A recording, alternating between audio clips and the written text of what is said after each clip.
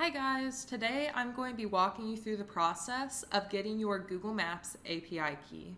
We're going to start by clicking on the Google Cloud Console. You're going to use the same API key for Don't Delete the Last One Nearby and also for Data Map. And so you can click the Google Cloud Console link here or down here. Once you're here, you're going to select a Gmail to use. It has to be a Gmail since this is a Google product.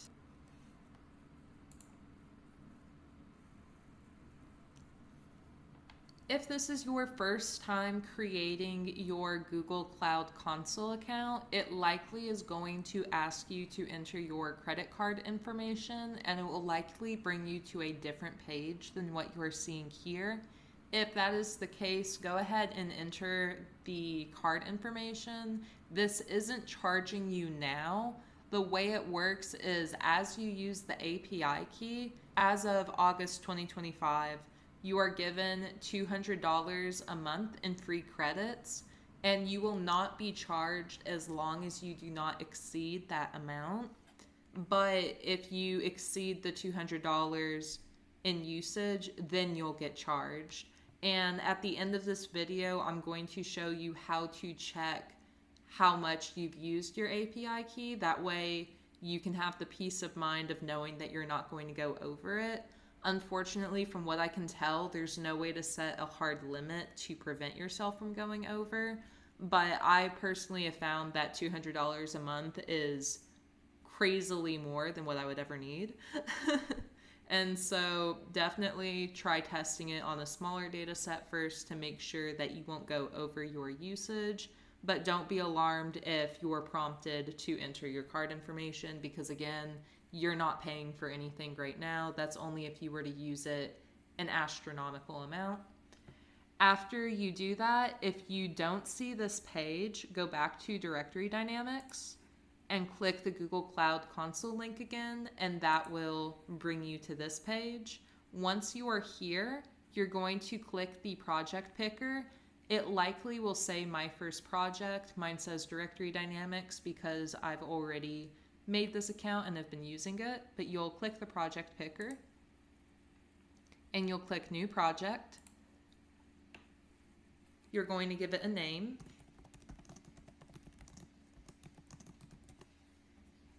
You don't need an organization. You just gotta click Create. After creating your project, make sure that you either click Select Project or go back to the project picker and click the project you just created.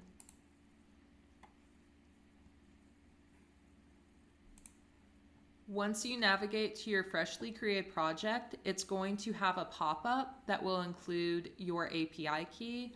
I went ahead and covered mine up. You can think of your API key like you would a credit card number. This is not something that you give away or publicly post, because if other people use your API key and they exceed the monthly usage, then you are the one that would be charged. So make sure that you keep this API key private. What you're going to do is uncheck this box so that all API keys are not enabled. This is to help make sure that you do not incur additional charges. And then you're going to copy your API key and you're going to head back over to Directory Dynamics. And you're going to paste your API key into whichever tool you're using. And then you just have to select the name that you want on the data pins and make sure that you have the column selected that will be using your location link or latitude and longitude.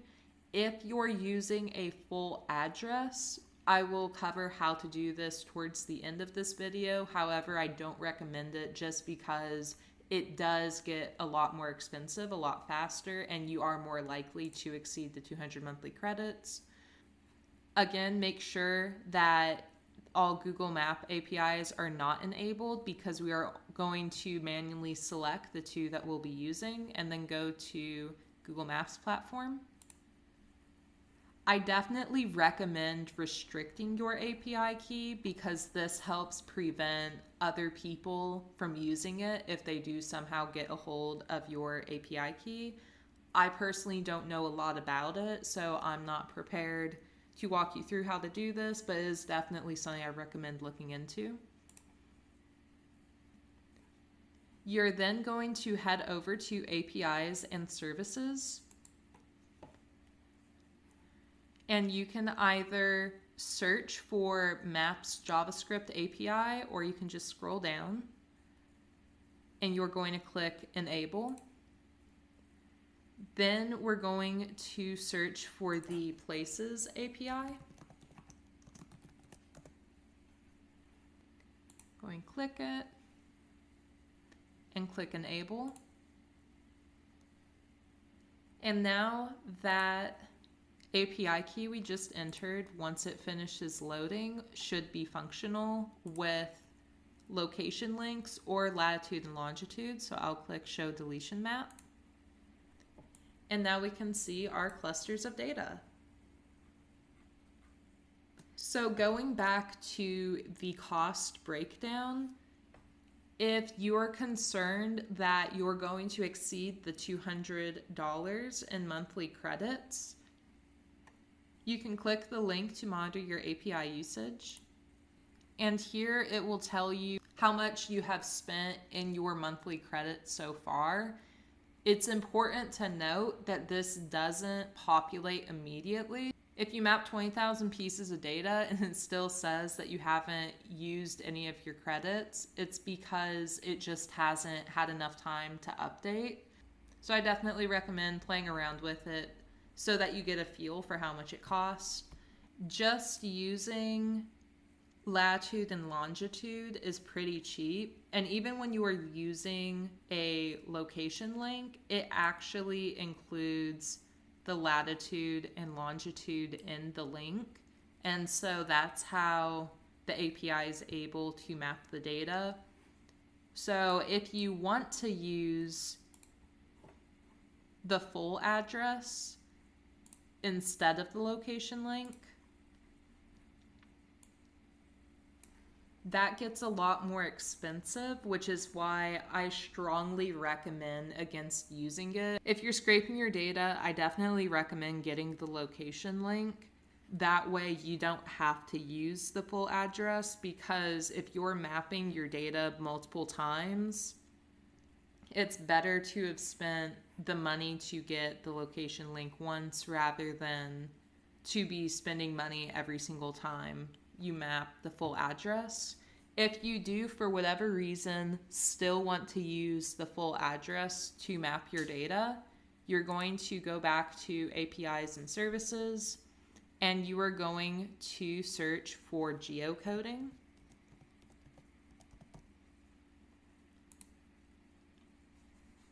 And you'll enable this.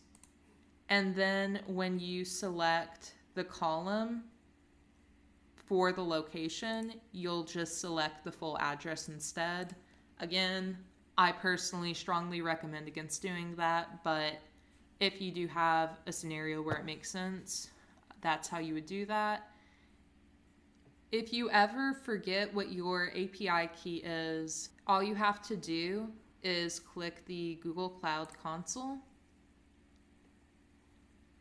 and then head over to Keys and Credentials.